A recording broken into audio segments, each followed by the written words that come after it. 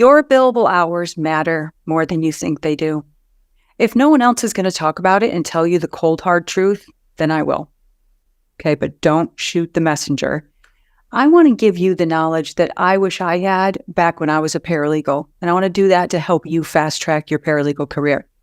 And I'm telling you, one way to fast track your paralegal career, especially if you work in a defense firm, is to exceed that billable hour goal year in and year out.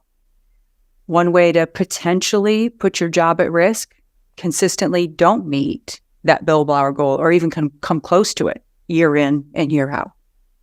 Your billable hours matter more than just because you might not be eligible for a bonus when you don't hit that annual target. They matter because of your job security and your salary. So let's unpack that. Wait, before I do that, I want to make sure you stick around for this whole video because this is super important. If you're like most people listening, you might be thinking, this doesn't really apply to me because I work at a law firm that's super chill about their billable hours. They tell us they'd like us to bill 1,200 hours per year, but none of us ever hit that number. So no one's ever been fired for that reason. You should still watch this entire video because unless you're planning to retire in the next year or two, billable hours, or the lack of them, could impact your career in the future. How? First, it's probably already impacting you in your paycheck and you don't even know it. I say this because I don't know many law firms, regardless of their size, that can afford to pay paralegals at or above market rates when that paralegal is billing less than 1,500 hours per year. I've been running the numbers for over 20 years. So when I walk into a law firm or I'm on a Zoom doing my billable hour training and they tell me that their annual target number is 1,200 hours, then I immediately know one of two things to be true. Either the paralegals are on the low end of any paralegal salary range, or if they're making good money, then the firm is losing thousands, if not hundreds of thousands of dollars every year on those paralegals. Maybe you're lucky enough to be in situation number 2. Good for you. But it may not last long. Let me explain. You know your law firm is a business entity. When that business entity comes on hard times, the first thing they're going to do is what every single business entity in that situation does. Look to cut expenses. It's natural for any business to do that. It's a business decision. You know who they're not cutting? The paralegal down the hall who's not an expense because she's billing 1,500 hours per year and is profitable to the firm. She's generating enough revenue to cover all of her direct overhead, plus contributing to the firm's overhead and is a profit center for the firm. She's got pretty good job security. Okay, I know that might ruffle some feathers with a statement like that, but please hear me out. I'm telling you this because no one else is saying it out loud. It's this dirty little secret or something.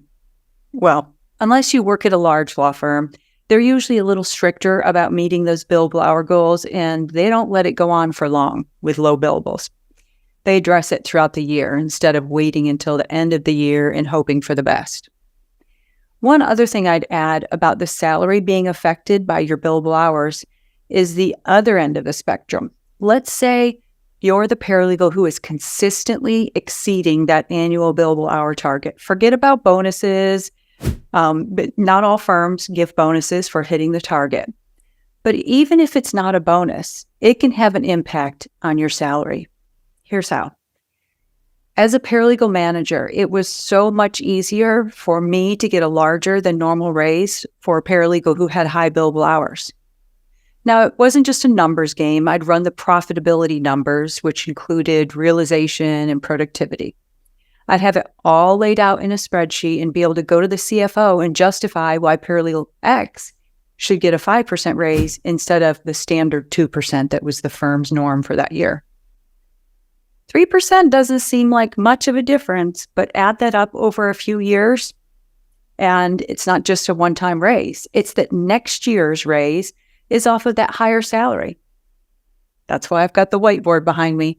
So let's say that you've got 2 paralegals Both have the same level of experience, education, etc., and they're both starting at the firm at the same time, and their starting salaries are $70,000. At the end of year one, paralegal A gets a 5% raise, based in part on exceeding their billable hours.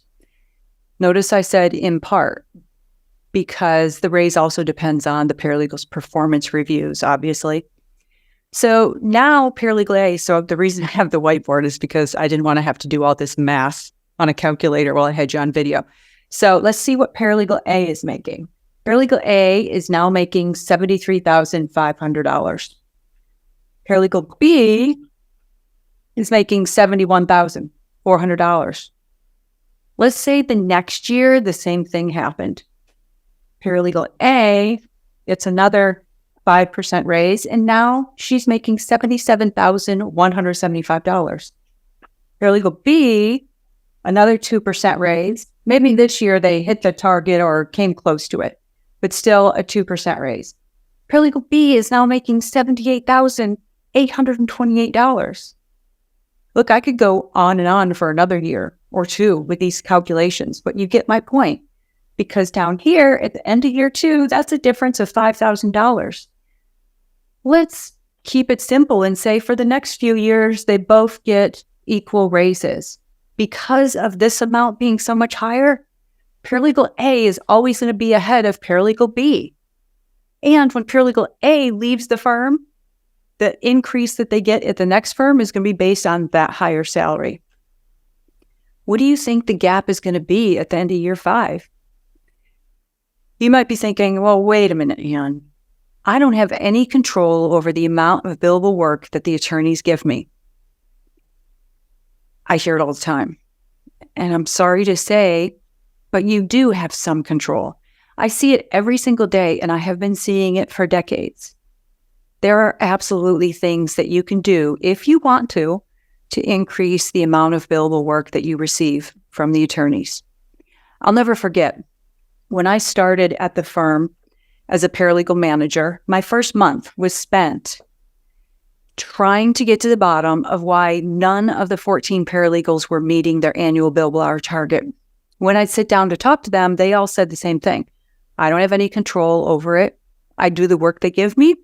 I send them an email when I'm slow. There's nothing else I can do. So I went to speak to the attorneys, of course, each of the attorneys on those teams. You know what they said?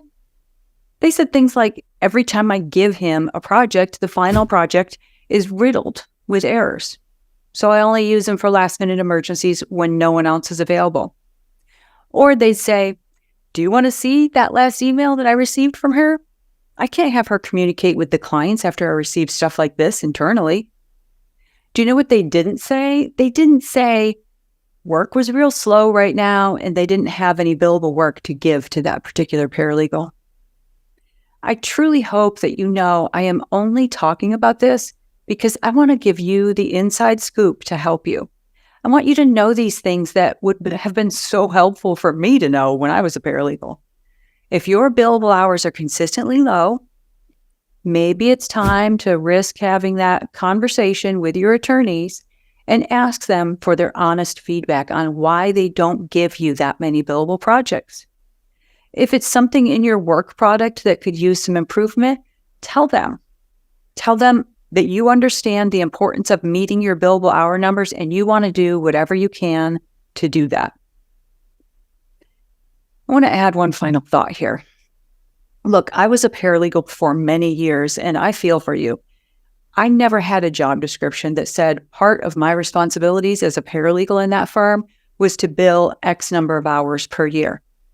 Everything else was in that job description: help prepare for depositions, go to trial, draft pleadings, organize document productions. What did it say about billable hours? Nothing.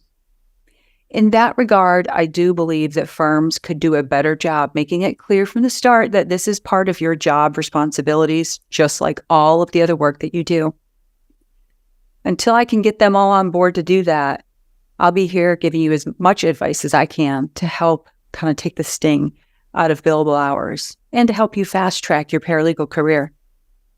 If you want more inside tips like this, be sure to subscribe to this channel. It signals to me that this is worthwhile. Keep putting out these videos, Anne. And share this with someone who you think could benefit from this information. Look forward to the next time. Bye for now.